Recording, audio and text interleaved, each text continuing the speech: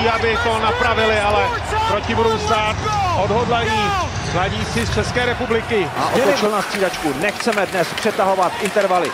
Na ledě už je druhý útok, náš nejproduktivnější v turnaji. A tady je Štancl, jeho nabídka, Sikorovi gól! Petr Sikora otevírá skóre nejrychlejší brankou našeho týmu tady v Otavě. 43 sekund. Čtvrtý gól Petra Sikory. Ale puk teď pro Jágra, který jede na Hrabala úplně sám při vlastním oslabení a výborný zákrok našeho brankáře. Ještě tam je prorážka, bohužel gól, který dává hal. Ztráta koncentrace po skvělém zákroku brankáře. Ten hal byl úplně volný, nekrytý a důrazný u mantinelu, díky tomu může hrát Jeho a tahle střela Štancla. A pozor, puk je v síti, Česko vede.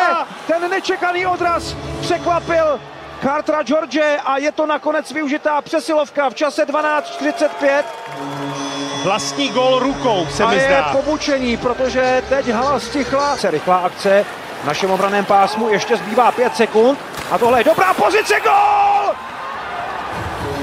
Eduard Šalé 2 sekundy před koncem zvyšuje na 3:1. Já jsem se koukal na... Takže znovu Jágr, další rána a je to gól. Tanner Molendyk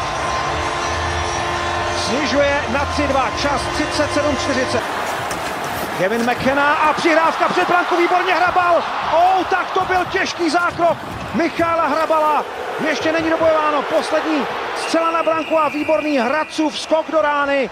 Ten puk jde až na obránce a výborný blok od Štancla. Nebezpečí, ale ještě pokračuje. A je to gól, je vyrovnáno.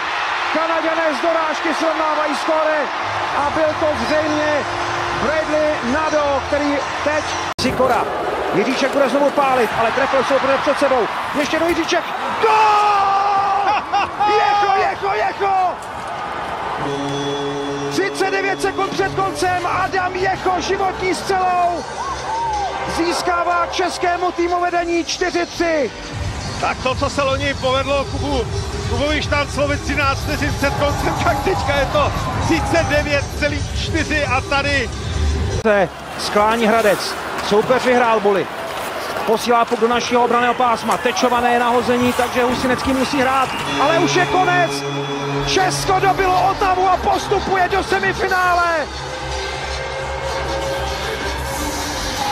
Vyhrát v Kanadě nad Kanadou, to je sen generace